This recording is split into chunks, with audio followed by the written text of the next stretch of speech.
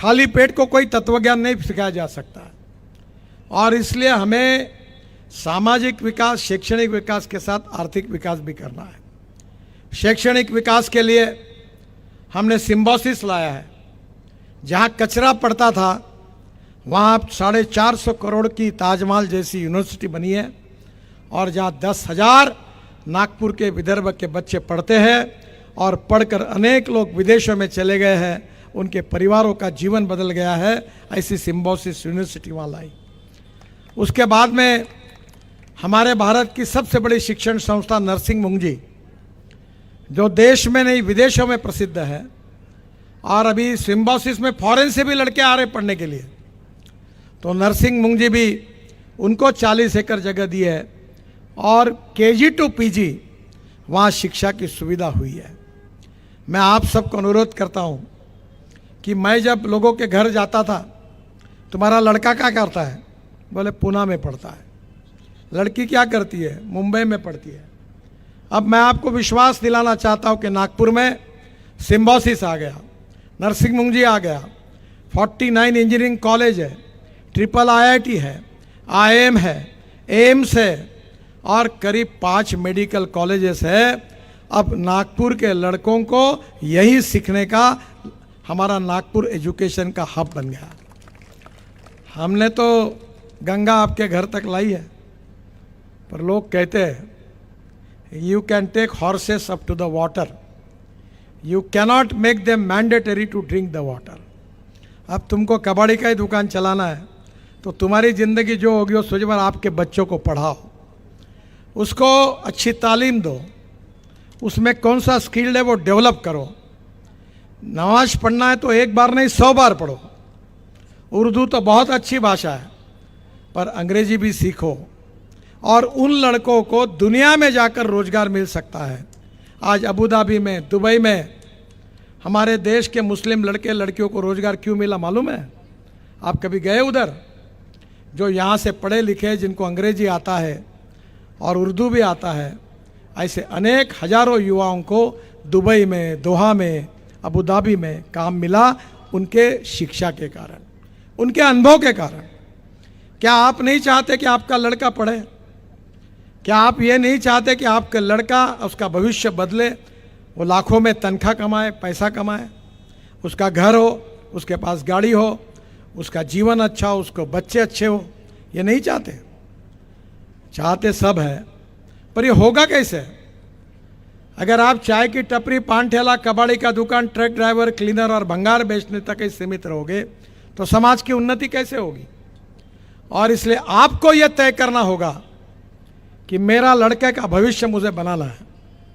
और इसलिए जब प्यारे खान जी ने मुझे कहा तो मैंने कहा ताजबाग का तो सौंदर्यीकरण बहुत सुंदर हुआ है। हमने और पैसे मांगे, उनने पत्र दिया था 224 करोड़ रुपए देवेंद्र जी ने, महाराष्ट्र सरकार ने दिए।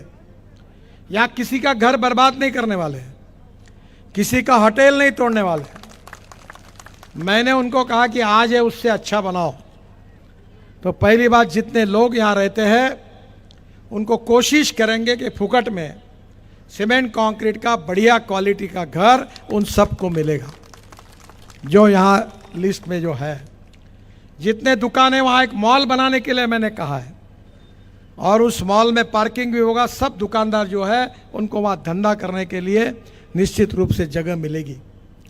जो यहाँ जगह खाली है, मैंने उनको कहा कि ताजुद्दीन बाबा के नाम से गरीबों की सेवा करने के लिए यहाँ बड़ा हॉस्पिटल खोलो।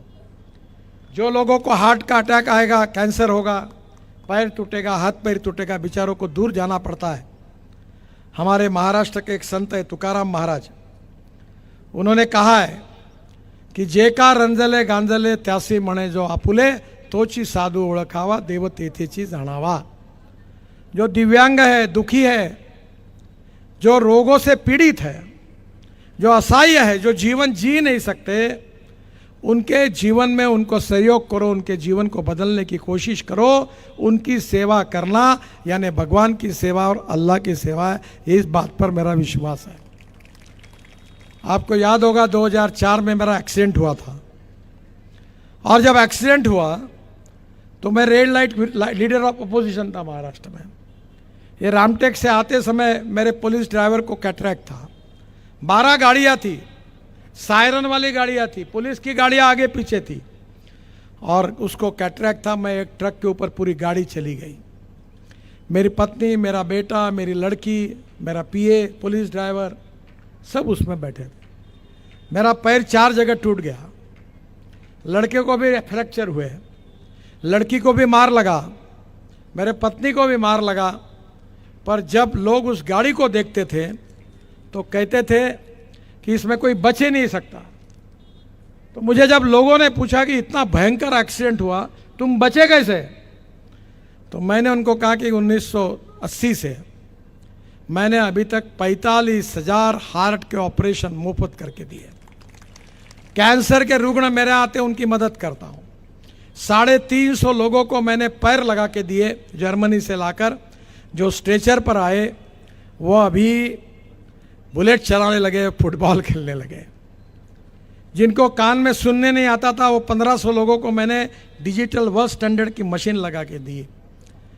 जो दवाइयाँ नहीं होती मेरे घर पे आया हुआ एक भी आदमी ऐसा नहीं है, चाहे कोई भी जात पंथ धर्म भाषा का हो, जिसको मैंने जीवन में मरने की नौबत आई होगी उसको बचाया नहीं होगा।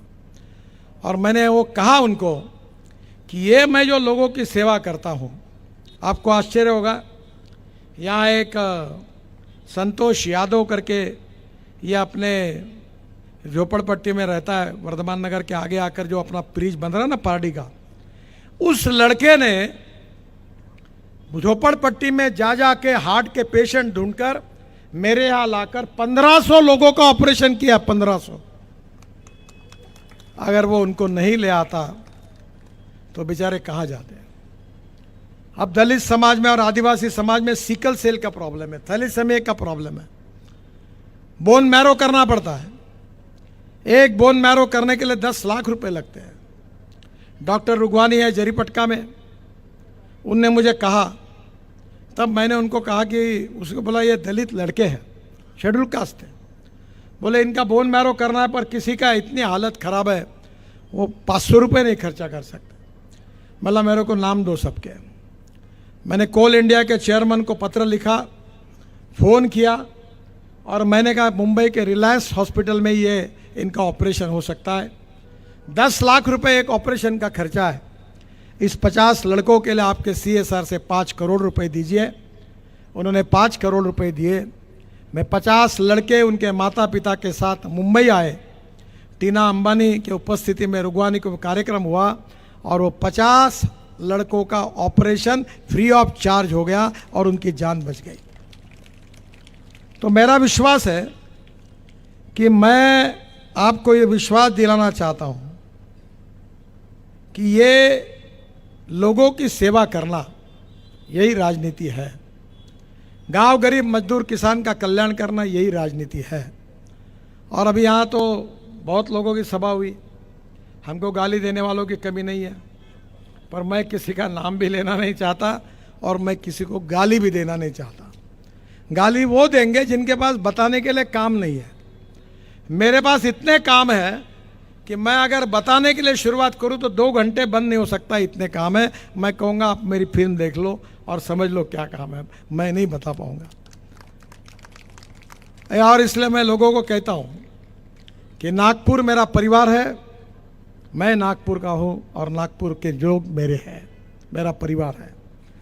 और इसलिए मैं जात पंथ धर्म भाषा सेक्स और पार्टी लाइन से मैं आपको हजारों नाम बता सकता हूं जो कांग्रेस पार्टी के हैं, जो मेरे विरोध में घूम रहे हैं, उनके भी सब अनेक काम मैंने किए और उनको खड़ा किया। नाम इसलिए नहीं बताऊंगा कि मैं उनकी अड़चन करना नहीं चाहता हूं, क्योंकि मैंने कोई अपेक्षा से उनका काम नहीं किया था, मैंने काम किया। और इसलिए मैं हिम्मत रखता हूं कि मेरे यहाँ कोई जाति वाले लोग आते हैं तो मैं बोलता हूं जो करेगी जात की बात उसको कस के पड़ेगी लात। साले याद रखना, मेरे पास आना ही नहीं। हम मानवता के आधार पर काम करेंगे, इंसानियत के आधार पर काम करेंगे। जो गरीब है उसके लिए काम करेंगे। गरीब गरीब होता है, उसको जात पंथ धर्म और भाषा नहीं होती। पेट्रोल डीजल जिस भाव में मुसलमान को मिलता है उसी भाव में हिंदू को मिलता है। अगर तरक्की हुई, विकास हुआ, रोजगार मिला, गरीबी दूर हुई, देश की प्रगति हुई, तो गरीब गरीब क्यों रहेगा? गरीबी हटाओ का नारा आया, पर कहाँ होगा? गरीब हट गया पर गरीबी नहीं हटी, हटने वाली भी नहीं है। मैंने तय किया है कि नागपुर में मिहान लाया। आज यही लोग हैं जिन्होंने मिहान का विरोध किया, और मिहान में 68,000 नागपुर शहर और जिले के युवाओं को रोजगार मिला है, जिनके नाम मेरे पास है। और मैं आपको वचन देता हूं कि इस साल दिसंबर होने के पहले 1 लाख लोगों को मिहान में रोजगार मिलेगा। मेट्रो में 13,000 युवाओं को काम मिला, और बुटीबुरी और हिंगना MIDC में 80,000 युवाओं को काम मिला। फिर भी हमारा एक दीवार पिक्चर आया था, उसमें अमिताभ बच्चन और शशि कपूर दोनों थे, आपने देखा होगा। वो नहीं बोलता मेरे पास बैंक बैलेंस है, बंगला है, ये है, वो है, तो शशि कपूर कहता अमिताभ बच्चन को मेरे पास माँ है। तो वो डायलॉग, वैसे एक डायलॉग उसमें था कि वो एक इंटरव्यू के लिए जाता है, और वो इंटरव्यू लेने वाला उसको बताता है कि तेरा सिलेक्शन हो गया, हम तेरे को जल्दी पत्र दे देंगे। उतने में कोई नेता का फ़ोन आता है, तो फ़ोन आने के बाद वो बोलता है आई एम सॉरी, मुझे माफ़ करिए, मैं आपको नहीं ले पाया। वो रूम से बाहर आता है तो सामने 2, 4, 5 और लड़के बैठे रहते नौकरी के लिए। वो बोलते क्या करना यार, ज़िंदगी 3rd क्लास का डब्बा बना हुआ है, मैं बैठूंगा, तुम खड़े होंगे, तुम खड़े होंगे, मैं बैठूंगा, रश बहुत ज़्यादा हुआ है, वैसी हालत है। ये कोई, मुझे अनेक बार लोग बोलते हैं आप सब हाँ कहो, ये बोल दो आप। अब मेरी मजबूरी है कि मैं झूठ बोलता नहीं, झूठी बात करता नहीं।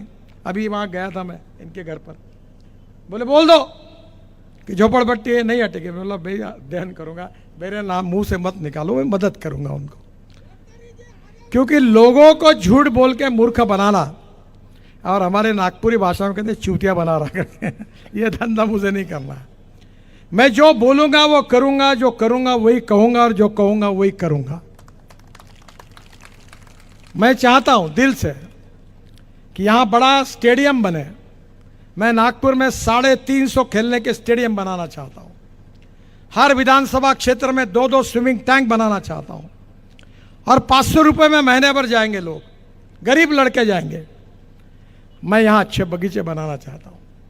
मैंने बताया नहीं आपको, पर आप वर्धा रोड पर जाएंगे तो जहाँ रिंग रोड क्रॉस होता है उसके बाजू में एक बगीचा बन रहा है, जरूर देखो। अभी इलेक्शन के बाद उसका उद्घाटन करने वाला हूँ। वो बगीचा मैंने किसके लिए बनाया? इंसानों के लिए नहीं बनाया। उस बगीचा का नाम है बर्ड पार्क, पक्षी का उद्यान। वहाँ सब पेड़ है, अच्छे अच्छे फल के पेड़ है, पर फल खाने का अधिकार केवल पक्षियों को है, इंसान को नहीं। वहाँ एक कॉफ़ी शॉप बना है, ऑक्सीजन पार्क है, लोग वहाँ जा सकते हैं, पर फल नहीं तोड़ सकते। उन फलों पर केवल बर्ड का अधिकार है, पक्षियों का अधिकार है। वो बर्ड पार्क बनाया। मैं 200 बगीचे बनाना चाहता हूँ। नागपुर में 50 मार्केट बनाना चाहता हूँ। 10-12 का काम शुरू हो गया। अभी पारडी में 200 करोड़ का मार्केट बना रहा हूँ। और मैं ये चाहता हूँ कि कितने गंदगी में आप रहते हैं, आपको कल्पना नहीं। आपको ये क्यों आपका स्वास्थ्य बिगड़ता है? आप फुटपाथ पर मच्छी और मटन काटी हुई चीज खाते हो, पूरा रोग राई अपने घर में लाते हो। और आज देश बदल रहा है, दुनिया बदल रही है। लोग केमिकल, पेस्टिसाइड, फर्टिलाइजर नहीं खा रहे। हम वो तो छोड़ो ऑर्गेनिक का, हम रास्ते पर ड्रेनेज का पानी बह रहा है, और बाजू में अपने बकरे मटन काटा हुआ गंदगी मच्छियाँ पड़ी है, वो हम लेके आ रहे हैं। कहाँ जाएंगे हम? क्या एयर कंडीशन मार्केट नहीं होना चाहिए? क्या साफ सुथरे फ्रूट वेजिटेबल के मार्केट नहीं होने चाहिए? जरूर धंधा करो, पर अपने जीवन को सस्टेनेबल डेवलपमेंट के साथ आगे लेके जाना है। और मैं दिल से चाहता हूं कि मैं नागपुर को सुंदर स्वच्छ बनाना चाहता हूं। नागपुर में 300 बगीचे बनाना चाहता हूं, कम 300 खेलने के मैदान, स्टेडियम बनाना चाहता हूं। नागपुर में 200 सुंदर बगीचे बनाना चाहता हूं, स्विमिंग टैंक, हेल्थ क्लब बनाना चाहता हूं। मैंने प्यारे खान जी को कहा कि यहाँ इतने लड़के हैं, यहाँ खेलने का स्टेडियम बनाओ। अभी शायद मैंने 1 करोड़ रुपए आपको दिए मेरे MP फंड से। आपने मुझे पिछले चुनाव में जो वोट दिए बड़ा रिकॉर्ड बना दिया आपने यहाँ। मुझे 2 अक्षरों में भी आपके वोट नहीं मिले, 8 और 9 मिले थे, पर मैंने वोट का विचार नहीं किया। मेरे एमपी फंड से मैंने 1 करोड़ रुपए दिए और मैंने इनको कहा या फुटबॉल का ग्राउंड बनाओ, हॉकी का ग्राउंड बनाओ, वॉलीबॉल का बनाओ, बास्केटबॉल का बनाओ, कबड्डी का बनाओ, खो खो का बनाओ, क्रिकेट का बनाओ, ताकि गरीबों घर के बच्चे शाम को पान ठेले पे अफू गांजा चरस नहीं तो यहाँ आकर मैदान पर खेले और उनका व्यक्तित्व बने और वो अच्छा काम करे। ये बात मैंने उनको कही क्योंकि ये आपके लिए आवश्यक है। मैं पिछले बार आया था, नरूल हसन जैसा अधिकारी मैंने देखा नहीं। मैंने उनको कहा गुनहगार गुनहगार होता है, वो हिंदू नहीं मुसलमान नहीं। जो अफू गांजा चरस करेगा, ब्लैक मार्केट करेगा, माँ बहनों की इज्जत खराब करेगा, सोचना नहीं, जो होगा उसको ठोको। मुझे ये स्थिति चाहिए कि रात को 12 बजे ताजबाग की जवान लड़की जब रोड से जाएगी तो उसकी सुरक्षितता होनी चाहिए, उसको छेड़ने की ताकत किसी ने नहीं करनी चाहिए। ऐसा ताजबाग तुम बनाओ, और उसने बनाया। बहनों और भाइयों, सामाजिक परिवर्तन, आर्थिक परिवर्तन, शैक्षणिक परिवर्तन से आपके जीवन को बदलने की कोशिश हमें करनी है। और जितना काम मैंने 10 साल में किया वो तो ट्रेलर था, और जो काम मैं करने वाला हूं, असली फिल्म अभी शुरू होना बाकी है। और मैं आपको विश्वास दिलाता हूं कि आपके कारण मुझे बहुत शोहरत मिली। आपको पता है दुबई के राजा, दुबई के प्रिंस हिंदुस्तान में आए थे। मैं, मोदी जी, हम सब मंत्री 3-4 एक टेबल पर बैठे थे हैदराबाद हाउस में। तो दुबई के प्रिंस ने मोदी जी को कहा कि हमारे लिए एक एहसान कर दो। बोले आपको क्या चाहिए? तो बोले 6 महीने के लिए नितिन गडकरी को दुबई के लिए एक्सपोर्ट कर दो। बाद में लीला होटल में उन्होंने मुझे बुलाया था। आपके कारण मुझे 9-7 वर्ल्ड रिकॉर्ड मेरे डिपार्टमेंट में हुए। आप कहीं भी जाओ, अरुणाचल, मेघालय, त्रिपुरा, आप कहीं भी जाइए, आपको हर समय, हर जिले में, हर गांव में, हर ड्राइवर, हर ऑटो ड्राइवर आपको रोड का काम कितना अच्छा हुआ बताएगा। अब लोग कश्मीर में, श्रीनगर में गए थे, जब पता चला नागपुर से आए तो ढाबे वाले ने कहा आपसे पैसा नहीं लूँगा, ये तो मेरा ढाबा गडकरी साहब के बदौलत चल रहा है। जब लोग अरुणाचल में गए तो टैक्सी वाले ने कहा तुमसे पैसे नहीं लूँगा, मेरा धंधा इतना बढ़ा क्योंकि गडकरी साहब ने रोड बनाए इसलिए टूरिस्ट आने लगे, मैं आपसे पैसे नहीं लूँगा। मुझे बहुत शोहरत मिली, मुझे 8-9 डॉक्टरेट मिली, डिलीट। मैं इतना विद्वान नहीं हूँ, पर आज दुनिया में मेरा नाम है। अमेरिका में, कनाडा में, यूरोप में। हमारे डॉक्टर चौधरी जो है ऑर्थोपेडिक सर्जन है क्या यहाँ? अभी नहीं है शायद। वो पेशेंट के लिए बेचारे सेवा करते, बहुत अच्छे डॉक्टर हैं। उनको पुरस्कार मिला। वो लंदन में, अच्छा लंदन में गए थे पुरस्कार लेने के लिए। तो ब्रिटिश पार्लियामेंट के स्पीकर थे, सभापति, उनके साथ टेबल पर खाना खाने के लिए बैठे। तो उन्होंने पूछा आप कहाँ से? बोले हम इंडिया से हैं।